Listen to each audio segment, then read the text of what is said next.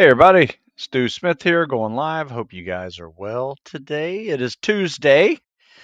May be able to show some CSS videos. I don't have many, so I may have to show some that I've already posted on other platforms.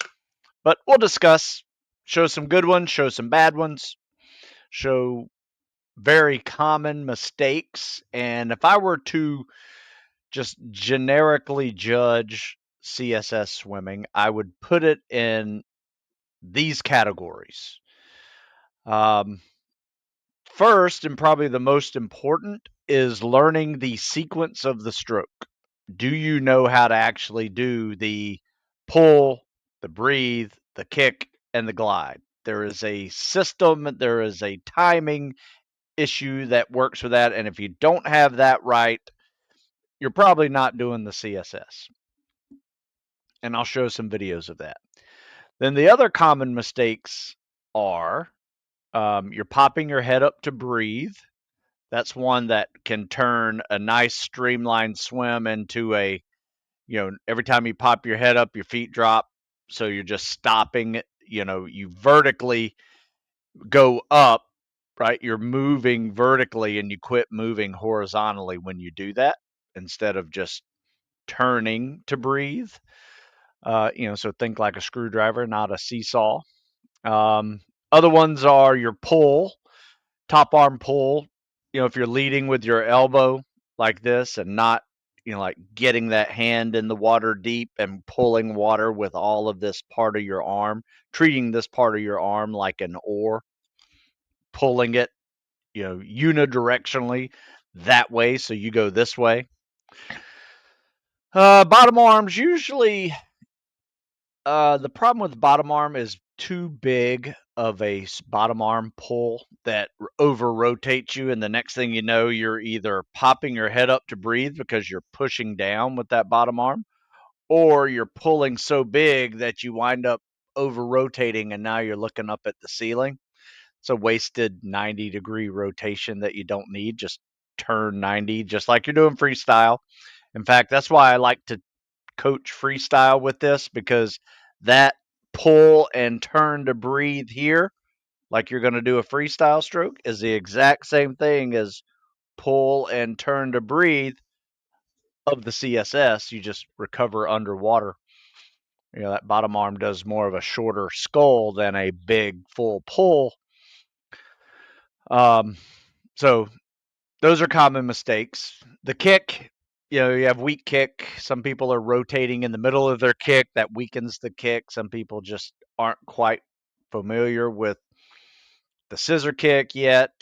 The way I've been teaching it is if you ever run any track, as soon as I say this, a lot of people who've run track and maybe even football understand what I'm saying and like, oh, okay, that's how it looks. So you ever see the B step warm up? You can go on YouTube, watch videos called the B step. And that's exactly how I think you can start practicing the scissor kick on dry land. But another great way to do it is do that B step mixed with some jumping lunges if you want to work on power of that kick. So you lunge and you jump, land with your feet together, and just start learning to power close your legs. Take out the flutter kicks. That's another mistake. That's just a waste of energy for most people. And it's up to you if you want to do a breaststroke kick or a scissor kick, but where I've seen breaststroke work best is people who've actually learned how to do breaststroke that are swimmers versus people who have grown up on land doing workouts and land sports, running. Their hips are better developed to work like this versus like this. So you might be already prepared to do better at the scissor kick than the breaststroke kick. But I think it's something you should learn anyway. If you learn some breaststroke kicking, you can apply that to the egg beater, because the egg beater is nothing more than an alternating breaststroke kick. So anyway, those are the common mistakes. I'm sure there are others that tend to pop in there every now and then. I see something I haven't seen before, but if I were to classify all the common mistakes, that is it. We didn't really get into the kick off the wall. That can be a mistake too if you're doing that wrong. A lot of people either go too deep or they go too shallow. If you go too deep, you're just adding distance. Going to have to come up almost vertical to come up to breathe, or diagonally, which is still adding distance. Whereas if you just hit that straight line about 6 inches underwater, don't be too high where you're plowing the surface with your head and back. That's another big mistake. And sometimes we just take out the pull out altogether because that's slowing you down versus speeding you up. So there you go. That's kind of the CSS in a nutshell of common mistakes. And we can show some of those. You guys want to see them? Let's see what I have. I got ones now that I can show you. And then I may have to just go to a um, variety of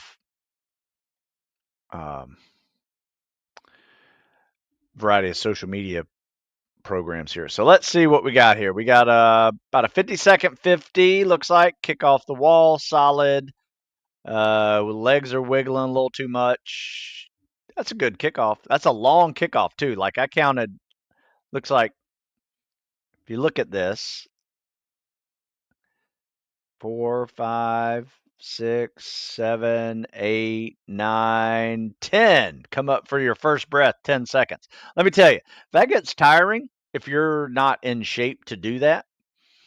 That's why a lot of people tend to start off with the breaststroke pull out and then start taking it out. You know, sometimes people take it out right here and can't do a second one. But you know, it's just another level of conditioning. If you can do, you know, breaststroke pullouts every time and it's not making you overly winded, keep them in.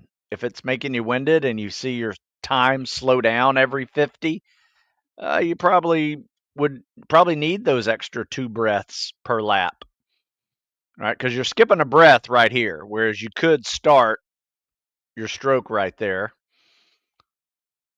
All right, so let's critique here what we got here. So we got top arm. Notice this. I'm going to stop it here. Notice this. When he moves that top arm, what's going on?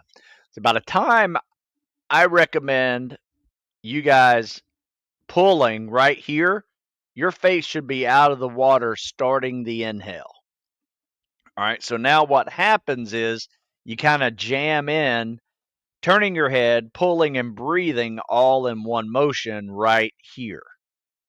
See that? So he's turning his head, he's pulling his arm, and he's inhaling all at the same time. And it just creates an awkward pause, you know, when you have to do that. Whereas if you can turn with the top hand, pull, breathe with the bottom arm, you know, you got 4 things to do in 2 sections.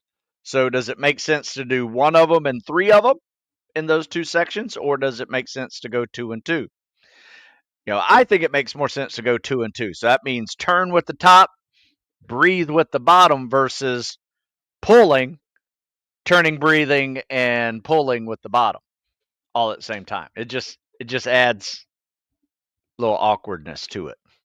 So when I talk about timing of the stroke, that's one of the timing issues people have. So top arm, bottom arm, kick and glide 1 Mississippi. Yeah, this is pretty good. I don't like the extra little leg movement though. It's not helping you go faster. 2, it's not an overly aggressive flutter kick, but it is slowing down your glide if you look at it. Just keep your legs together. 1 Mississippi, 2 Mississippi, 3 Mississippi. Yeah, I mean you're doing really well. I mean this is a 50, 51 second. Yeah, I got 50-second 50, so yeah, it's pretty solid. Let's see. Looks like we got a few questions. I'm going to pull up a few other videos real quick. But let's take these questions first and then we'll get back to swimming. Hey, Mr. Smith, looking at rucking here soon and wanted your opinion on rucking with shoes versus boots. I've been able to ruck 6 miles with 55 pounds for CEODD Prep Select. Well, good question. My advice is this: maybe start off in your running shoes as long as you're doing it on like pavement, um, flat ground, like a track. That's probably a good way to build up at first, but eventually you're going to want to start adding boots to it. And where we add boots, regardless of what we're doing, is when we're on unstable ground. So if we're running trails with a ruck, or we are, open terrain on big fields, where there's potholes and little holes, where cattle graze or something like that, definitely wear boots. Because the thing is, you just want to protect your feet from ankle turns, things like that. So we'll run with boots on the beach. We'll run boots on trails, but usually when we are um, on a track, on stairs like bleachers, we're just in regular shoes. So that's what I would do. Make it, and if you don't have to worry about the type of terrain that you're on, just make it 50% of the time running boots, running shoes. Never a bad idea. Let's see, I'm on week 6, day 2. Not sure what program that is. After a mile and a half run today, I got shin splints for the first time, to the point where I'm walking home limping. Ow! I don't want to lose progress. How can I fix this? Well, my advice is let's lay off running for a little bit and replace all running with other cardio activities. In fact, got a couple of good articles here for you. If you just go to Google, type in shin splints, Stu Smith. I wrote this one article with a doctor of physical therapy. He's really good. He used to work out with us, so he knows exactly what we do, what we done. I'll put it in the comment section over there on YouTube. I'll post it over here on Instagram as well. But it's called Fix Your Shin Splints, Stu Smith. You can Google that and find it pretty quickly. It's got some good advice there. Typical advice is, let's pull back on the runs, um, especially if you've been working on some pacing runs, so it's a little bit faster. You might be able to get away with some long, slow distance running. Doesn't have to be that long, but just little short stride shuffles. But my advice is just take it off and replace it with biking. In fact, there's 3 great bike workouts I want you to replace it with. Um, Type this in for you here. Best bike workouts to maintain your cardio fitness when you cannot run is the name of this article. Check that out. That should be able to help you as well. But there's a series of exercises you can do. Working the ankle mobility, front and back, side to side, but also working those shin muscles with some flexing, ankle flexing, um, and see how that works. And it's all listed in those articles there. So check those out. And there's another one I did on military.com that I'm just going to put in there because there's some good exercises, especially balancing exercises. I don't know if you've ever noticed when you do a balancing exercises, like a one-legged anything, and then close your eyes, you can feel those shin muscles really starting to work, and you can get them to the base um, of those where those tendons are. Maybe a really good way for you to build up the shins as well, especially when you're not running. But these things happen. you know, usually between weeks 4 and 6, if you're new to running, you're probably going to experience some form of tendonitis, shin splint pain, especially if you're running a little bit outside a normal progression. So let's slow down the progression a little bit and do some non-impact cardio for probably a week. Test it out. Still hurts, go for 2 weeks, but keep the cardio up. Any run that you miss should be replaced with 10 minutes of bike or 10 minutes of extra swimming. Okay. Don't get out of shape just because you can't run without pain. All right. Looks like we got a question over here on Instagram. Good morning, Stu. Last week I stated I swam a 250 at 440. I've been doing the 50-50. I swam a full 500 sub 9. Damn. Nice. Thanks, man. Planning on sending you a video. Yeah, man, send a video. That's awesome. Yeah, so you drop, if you're sub 9, that means, you're sub 430 now on your 250, and you maintained it to be sub 9 on your 500. So great job. That's a good level of conditioning. Being able to maintain that pace for that long. So good job. All right, looks like we got a few more questions. I've watched several videos on the CSS, but the kick doesn't feel right. Is it just a scissor kick, or is it meant to be a breaststroke kick done on the side? That's up to you, Harry Roberts. I would say this: most people, when they do the breaststroke kick, they're actually on their belly. So you turn to breathe on your side, but then you rotate over and kick on your belly. So it is a side stroke to breathe, but after you kick, you can rotate over back on your belly and do either a scissor kick or a breaststroke kick. My advice is if you're going to do a scissor kick, breathe and kick on your side, then rotate over on your belly. Then you use that fresh freestyle catch to grab water, turn, and that works really well for what I'm talking about. But instead of me talking about it, let me just show it. All right, so I'm going to share my TikTok page. And if you ever go to my TikTok page, and I highly recommend it, or you can go to my reels over on Instagram, you will find, you will find a crazy amount of CSS videos. In fact, let me just go ahead and just start screening these. So here we go. Hey, everybody on TikTok.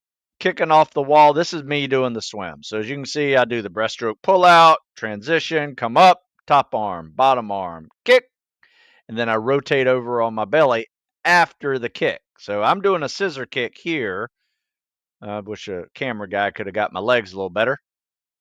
But that's a scissor kick, holds the glide for about 3 Mississippis. Let's see. Kicks off the wall, double arm pull, rotates up, top arm, bottom arm, kick. Yeah, top arm, bottom arm, 1 Mississippi, 2 Mississippi, pull. There you go. That's how I do it. I think this is a 45 second 50. So this pace right here is about a 7:30. It's pretty good. Here's an excellent one. Let's see what this guy's looks like. Got a little dolphin kick with a double arm pull. You guys still see this? Yep. Okay, good. Now you notice what he's doing. He chooses to stay on his side the whole time, doesn't rotate over, but he's still great at it because he's cranking out. I think he's doing 45 second 50s as well. And I think that was with a breaststroke pullout, if I'm correct, right? Let me see if he did that. Breaststroke pullout or not? I can't remember if he does. Okay, no breaststroke pullout. Now, I think I do a back-to-back video with him and show that he's doing a no breaststroke pullout here with a great glide, top arm, bottom arm, 1 Mississippi, 2 Mississippi, pull. Yep, right on it. And then he does a second lap here where he does, man, he didn't do the breaststroke pullout again. What the hell? Maybe I screwed something up there with my, maybe he does, nope. So this is all no breaststroke pullout. Okay, I know I got him doing a breaststroke pullout because I called him on it and said, maybe you should take out the breaststroke pullout and see what happens. All right, let me try to find a breaststroker for you. That's another scissor kicker. This guy is. He's really good. I think he's hitting about a 730, 500, top arm, bottom arm, kick, hold that glide. He's a little shorter, so you can kind of see his whole body in this.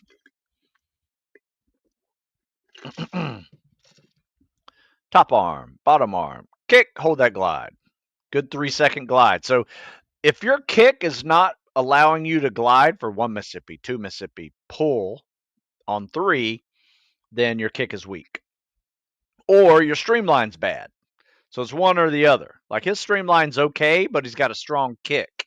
I'm about to show you a super streamline here in a second with a breaststroke kick that's really solid. So there's a couple in here that are some of my kids are some of the best swimmers I've seen. Pull out or no pull out. Here's a good pull out or no pull out. Remember me talking about a streamline and a pull out? This is it right here. I think he does a scissor kick. I showed this guy last week, I think.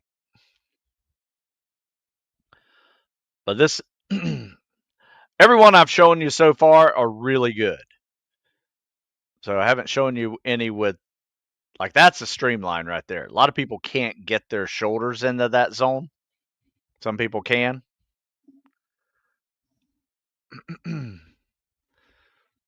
But yeah, this is smooth. Now, I think he used to do a breaststroke pullout, but has since changed it and preferred the I'm sorry, he's done the breaststroke kick, but he's changed it and went with a scissor kick. This might be him. I think. Nope, not him.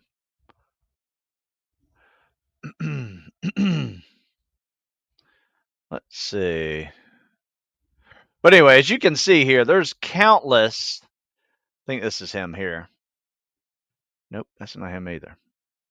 Trying to find that breaststroke kick that he does.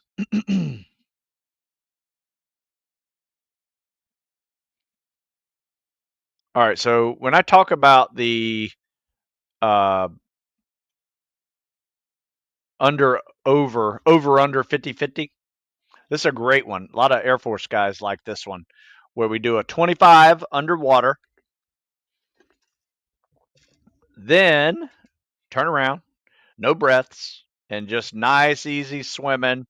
He's doing way too many dolphin kicks there, but just start breathing to catch your breath. Oh, no. Okay. This one is not. So this one is like you're still kind of like breathing maybe once to get across the pool. Now, this second 50. So the first 50 is hard. One's underwater, one's minimal breaths coming back, maybe 1 or 2 breaths, between the wall. And then you catch your breath with a nice CSS or breaststroke, whatever you feel like.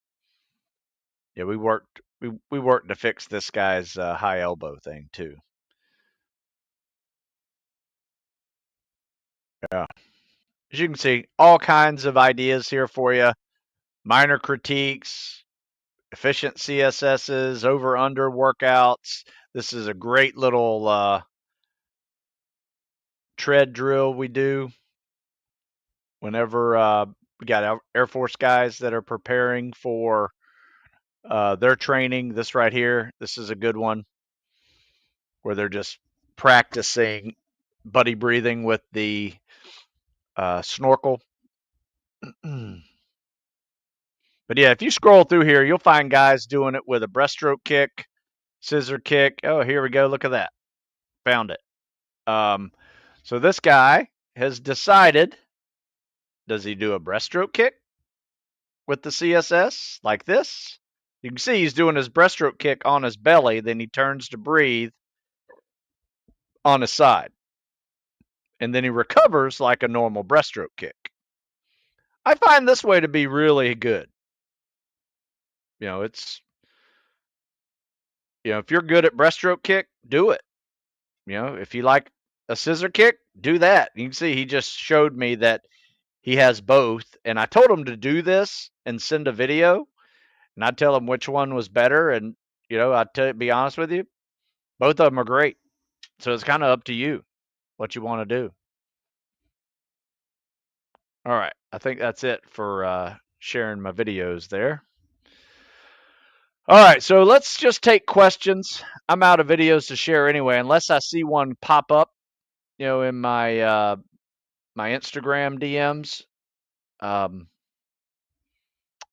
I will just take questions. Are there any insoles you'd recommend for rucking? Yeah, something I've always used are so insole I like. That doesn't mean they're the greatest. Sorbothane insoles. They work really well, especially with boots. We used to use these kind. Um, we used to use these kind in fact, I'll share my screen and show you. Uh, in our jungle boots at Buds, and they were really good. Now, nowadays, you probably don't really need them, and if you got a really good pair of boots. But yeah, these right here, you guys can see this. Uh, these right here, Sorbothane insoles, $36. In fact, these are exact kind ones I use. Little orange backing. Put them in my jungle boots and work great. You might even find them cheaper on Amazon. Looks like you can find them for 29 on Amazon. So that's an option. Sorbothane. Now there's also Super Feet. There's countless others, but I've seen Sorbothane work really well for me personally, and just about everybody in my buds class at the time were using Sorbothanes. What's a good way to better my scissor kick? I think we just mentioned that in there. We mentioned some B steps and jumping lunges. And of course, there's another way of doing it. And if you look on that TikTok or Reels on my Instagram, there's a drill we do with fins where you actually do scissor kicks with fins and just hold the glide. So you're building up your leg scissor kick power by just adding fins. So, absolutely. Add fins, do a scissor kick, and hold the glide. Don't do a bunch of little flutter kicks, just scissor kick. Hold the glide. It's just a little drill. Because personally, when I'm swimming with fins, I like just constant flutter kicks, get you through currents and stuff. But yeah, that's a good way. Kevin, thank you. No problem. You're welcome. Glad to help. Let's see. So yeah, yesterday I wasn't in my office. We did a live Q&A over on Instagram, but I was just walking. Yeah, we lost power here for a day, and it's kind of been flickering on and off for the last 24 hours. Seems to be back to normal now. So that's why I didn't go live yesterday. But I did. I took questions for about 20 minutes over on Instagram live. You can find it. I was just walking and talking. Let's see. Hey, Mr. Smith, recently started adding a 2, 4, 6, 8, 10 hypoxic 100-yard swim pyramid. Those are great. Also added this breathing count to the 50-50. Is training hypoxic 2 times a week enough? Oh, that's plenty. I be honest with you, every time I'm doing that freestyle set of a 50-50, or sometimes we'll do 100 hundreds with that, they're always 6 to 8 strokes per breath. My goal on that 50 is to get winded and have to catch my breath on the CSS. That makes sense. Let's see. Other questions over here. would you suggest a distance and speed split with running and swimming per week or biweekly? What are you asking? Like per day, per week? We usually run and swim 5 days a week, and sometimes 6, depending on our mileage. When we're a little bit higher mileage, we'll run 6, like in the summer. But right now in the winter, we're running 4, 5 days a week. Um, just shorter and faster in the winter than a little bit longer runs in the summer. So it kind of depends, on what you're working on. Are you working on are you working on speed, pace, volume? All the three. Um, Somebody just asked what's my thoughts on running 42 miles a week. That's fine. I wouldn't do it forever. I mean, we in the summer we usually build up to anywhere between 35 and 45 miles a week, depending on the person.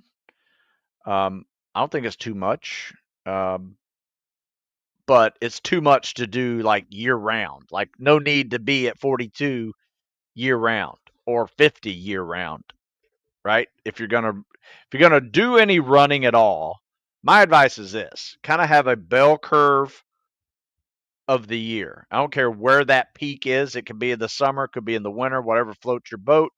We happen to do it in the spring and summer. We start working up our volume. We peak towards the late summer, early fall, and then we start working our way back down the mileage, but we start adding weight, rucking, things like that in its place.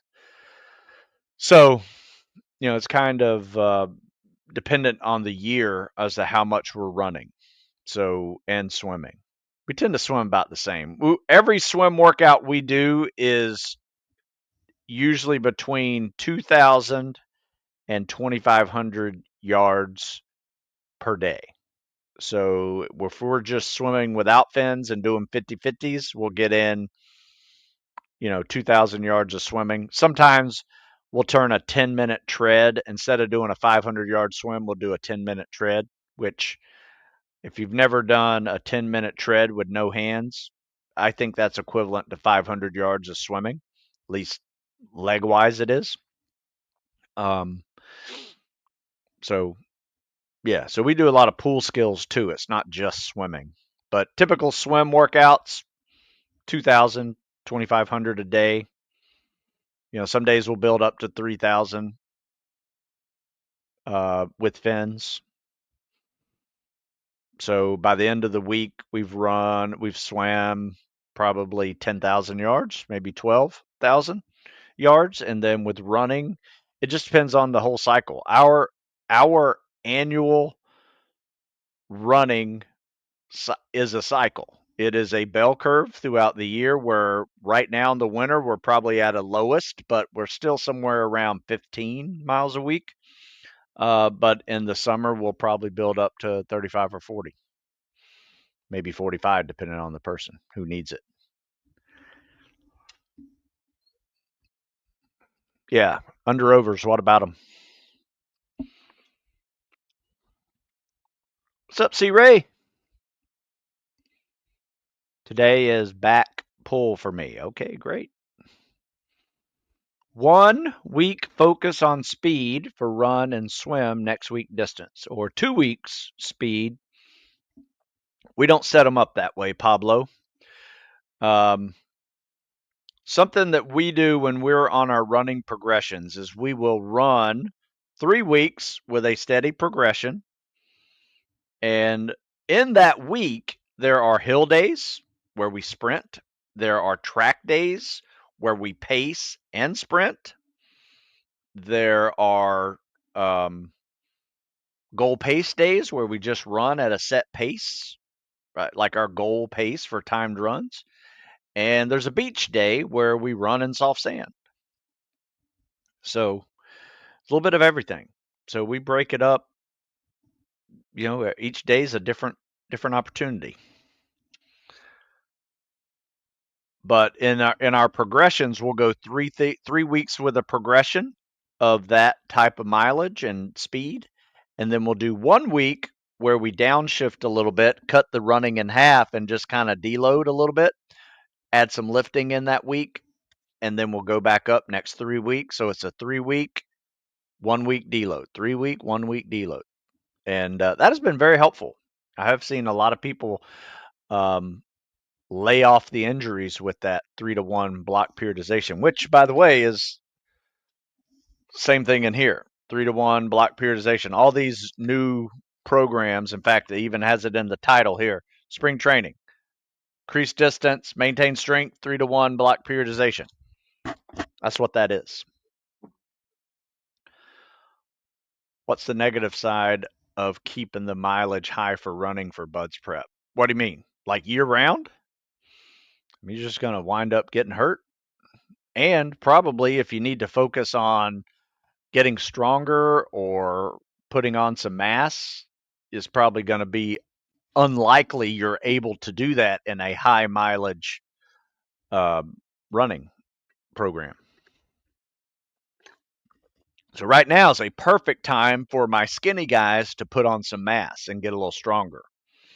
Right? We're not running as much. We still swim, running to maintain, but we are also, when we do run, we're running fast. And we hit the lifts like we normally hit a lifts. A little bit of calisthenics in there too, just as warm ups. So negative side is I just think you just start seeing overuse injuries occur if you maintain it year after year, month after month. Looks like I answered all these questions over on. Do you worry much with zone 2 or only focus on pack and distance, etc.? Yeah, we have some zone 2 days. It's part of a workout. We have this one workout where we get to this hill. It takes 2.25 miles just to get to the hill. Then we run the hill really hard. But, I'd leave it up to the guys. Do they need a zone 2 day? Hit the zone 2 day and they can go zone 2 to the hill. Now, it's a 1/4 mile hill, so nobody's going zone 2 on that hill unless you're walking it. Because it gets your heart rate up there pretty good. So there's a little break in that. We'll do 5 big hills and then we'll jog 2.25 back. Some of those guys are doing zone 2. Some of those guys are doing goal pace, depending on what they need to work on. But yeah, I mean, there's zone 2 days if you need it. I usually treat zone 2 as a way to still go out and run, but it was just a day that I didn't need to run intensely. Like I just didn't have it in me. Maybe I didn't eat well the night before and I didn't eat any breakfast, and now I'm going to run, 4.5, 5 miles, instead of making it a bunch of intervals. I'm just going to run zone 2 on that one. It's kind of up to you. We do both. And if you feel like you need it, then take it. If you don't, work on your speed. Because I will tell you this, I've seen many people who need zone 2 and it works great for them, especially as they go from like crushing 1.5 miles and building up a little more endurance for a 4 or 5 mile timed run. Um, that's a good use for it. But I've also seen guys just do zone 2 and never work on any speed or pacing drills, and they just got good at running slow. So you got to use it smartly, and you don't want to do it all the time. It's kind of like sprinting. You don't want to do it every day. You don't want to do zone 2 every day. I don't recommend it. But in proper use, it can be helpful. Let's see. I've done a deep end fitness course almost a month ago, and I've jacked up my shoulder. Guess I should do more rotator cuff and shoulder blade strength exercises. Do you recommend deep end fitness? I've never done it, but it looks fun.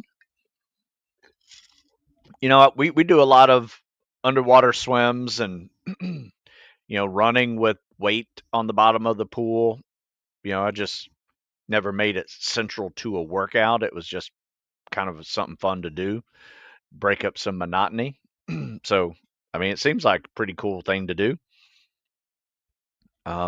Potentially dangerous, but as long as they're giving you all the warnings and taking care of it, that's cool. I mean, accidents happen. Do I ever use a Swiss ball? Use one today. Mainly just for balance, sitting on it, doing some crunches, put my feet up on it, do some hamstring curls, put my feet on it on the front part of my feet and do like the atomic push up with, you know how you do the atomic push up with the TRX? Do it with a Swiss ball. Just put your feet on it and do a knee up in between every rep of a push up. So that's where I use it. Sometimes I'll sit on it with my knees and just try to balance myself. So I think it's good for balance for sure. I catch my breath no more than 30 seconds, rinse and repeat, can't get past 75. I'm not sure what you're saying there, Max Knuckles. Okay, here you go. Here's your first part. My 50 is consistent at 55 seconds. Been swimming approximately 45 minutes, 3 or 4 times a week. That's good. For several months now, and after the 25, my technique falls apart. After 50, I'm winded. Well, you're just not in swimming shape. That's all. You might be, instead of swimming for 45 minutes, how much distance are you putting in that 45 minutes? Because let me tell you, if you're resting a minute or more every lap, you're not really swimming that much. So there's a workout I wrote. If you're asking this question, and it's kind of funny, it's titled, "Dude, You're Not in Swimming Shape." And read this because it will just help you realize that maybe you just need to spend some time actually swimming, less resting. I'll put this in the comment section here, but it's got the 50-50 in there, and it's minimal rest. I personally think 30 seconds is too long to rest in between 50s. I mean, put it this way: if I was resting 30 seconds, I would be doing that in between maybe 200s, right? So there's a level of rest that is appropriate with your work. And if you're resting at like that level, I mean, if you're a really good swimmer, like competitive swimmer, 30 seconds is like they do that in between 500s, so, it's all relative. So you just need to get in better swimming shape. That's all.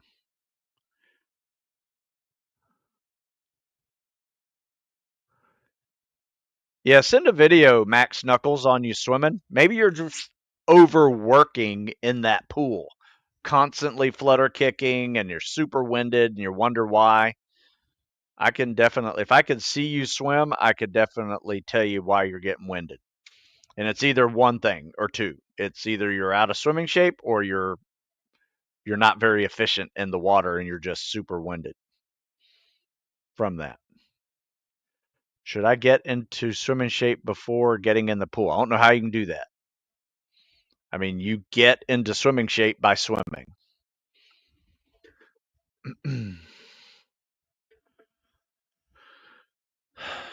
Yeah, I understand what you're saying, but it doesn't match. I don't care. I mean, yeah, I put it this way: I've had 5 minute mile runners jump into the swimming pool and are shocked that they are super winded at 50 meters. They're like, wow, I only swam one lap. I can barely breathe right now. Well, guess what? One, their technique sucks, and we got to fix their technique. And two, they're not in swimming shape.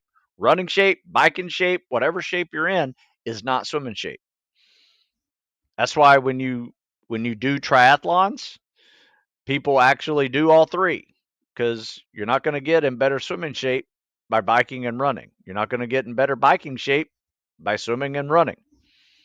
Not going to get in better running shape by just swimming, right? You got to do it. Get in the pool. Don't be scared. We all start somewhere. Yep. All right, let's see what else we got here. Looks like I answered all the questions over here on Instagram. Somebody asked, do I count ruck days as run days? And if so, how many days per week should we spend rucking? Great question. Yes, I count them as part of my total mileage at the end of the week. And we ruck on leg days. Now, every now and then, we may do a special cardio only day we call the Spec Ops Triathlon, where we will ruck, run, and swim all in the same session, all in the same workout. You just take a couple hours, and it's a great little workout. Might get like a 4 mile run, 4 mile ruck, and a 1 mile swim in. Boom, hit it. Get some cardio. Are you a cardio machine? You got to get good at those three activities. So do them all in a little triathlon.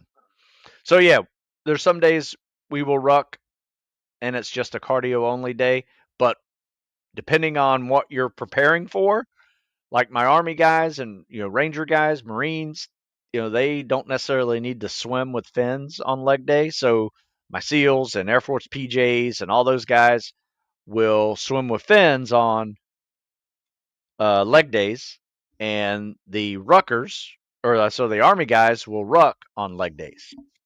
So it just kind of depends. Now, if you need a break from rucking, sure, go swimming. If you need to work on your rucking, sure, go ruck. Somebody says I'm a Turkish Navy SEAL program, 7 weeks left to begin main course, now physical training. Hey, man, NATO member, welcome. I don't think I've ever worked with the Turks.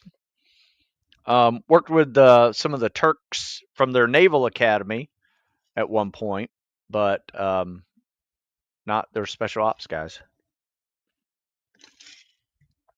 I'm bad at running. What can I do this last 7 weeks? Instructor give us 5-day weekdays of training. If you have 7 weeks to kind of progress into your running, my advice would be, don't overdo it, because once you start the training, you're going to be overdoing it most likely. So, work on technique of running, breathing, like make sure you're learning how to breathe. Like I usually take 2 or 3 steps inhale, 2 or 3 steps exhale. Make sure those techniques are solid. You got those kind of habits going when you're running. If you can, breathe through your nose. If you can't, breathe through any orifice that will take air. But the better in shape you are, the more you can nose breathe, and I think that will be helpful for you. I tell you what, I became a better runner when I learned how to breathe, and that was through big steps. Taking 3 steps inhale, 2 to 3 steps exhale, and get in that rhythm of breathing. That's going to help versus just running and breathing all over the place. You're basically hyperventilating. And then get on, try a little progressive running plan. Do a sprint day, do a goal pace day, do a long, slow distance day. Maybe add a few of those workouts into your week. In fact, I have an article for you I want you to check out, and it's not a whole lot of running. In fact, it's just a running program with 20 miles a week in it. I'll put it over here on the Instagram for you. You can check that out. I'll put it over here. It's a 20 miles a week running program. A lot of people will try to build up to this, and instead of continuing the progression, what I recommend a lot of people do once they get up to 20 is maybe spend a month or 6 weeks at 20 miles a week, but working on increasing your speed at that. Then once you've kind of gotten all your paces down, your 6-minute mile, your 7-minute mile for longer runs, then start adding a little bit more mileage each week, until you get maybe to 30, and then stick there for a month, and then work your way up to 40 if you want. Don't have to. And make sure you're working on your pace still, because where a lot of people screw up by adding 50, 60 miles a week is they just start doing longer and slower runs, and there's no pace day to it to maintain your speed. They're just getting good at running slow. So don't do that. Just focus on, you know, time to run pace and things like that. I think that works best for your situations. How do I over exaggerate my scissor kick? Having some issues generating power to get a better glide. There's no need to over exaggerate anything. Just kick. Like I said, do that B step and practice jumping lunges. Put on a pair of fins and practice the scissor kick, opening and closing your legs with a pair of fins on. I promise you, you will get better at scissor kicking. Somebody asked, can I do a video on scissor kicking? There's a ton of videos on scissor kicking out there. In fact, I have an article called Fix Your Kick. If you go to the Google search and says Fix Your Kick Stu Smith, put that in the Google machine and see what happens. There's an article that pops up that is titled CSS Help, Fix Your Kick. In fact, I'll put it in here over here on the Instagram, put it over here on the YouTube, Facebook pages. See if that helps. Let me see if I got any more questions. Looks like, is there a difference if I try out to the teams as a medical physician through the USN? I'm not sure what you're asking. Like the teams have doctors, but they're not operational SEAL members, right? If you're a medic, that's a different thing. That you're not a MD. I don't know if you can be a SEAL and be an MD. I'm not sure if you can do that. I don't know. I'm not sure what the question is. Is there a difference? Yes, there's a big difference. They have doctors in the teams, but they don't have doctors that are active SEALs. I will tell you this, there are many former SEALs that became doctors that are doctors in the teams. In fact, the guy who is in charge of Bud's Medical is a former SEAL, classmate of mine, who became a doctor after 8 to 10 years of being a SEAL. Good guy, too.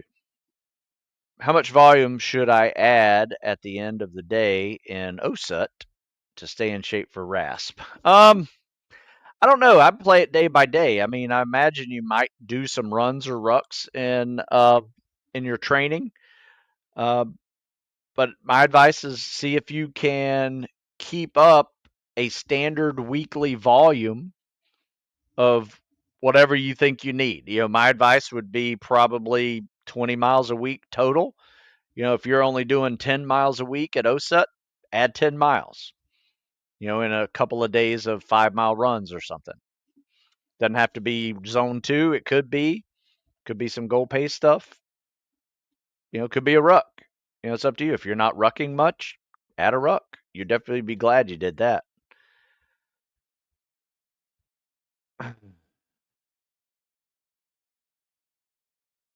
Yep. No problem. All right, folks. I think I'm done. Almost an hour. I appreciate your time. If you guys haven't been over to StuSmithFitness.com, that's where a lot of these articles are. Also have some over on military.com. But use the Google machine, ask your question, put my name in it. I've probably written an article about it. I've gotten over 1,000, maybe 1,200 articles out there that usually I get my ideas to write articles from people's questions. So, but anyway, thanks for watching. If you have any questions, that I didn't answer in the comment section, please feel free to email me at stu@stusmith.com. Happy to answer them. You can send your videos there as well, or you can just DM me on Instagram. I can get your videos over there as too. So, but try to make them a 50-yard video. Keep it under a minute. That's real easy to send by email or DMs. All right. Also, yeah, go to stewsmithfitness.com. Check out anything. Use the live15 coupon code. Save yourself 15% over there. So I appreciate your time. Thanks for listening, and I will see you guys next week.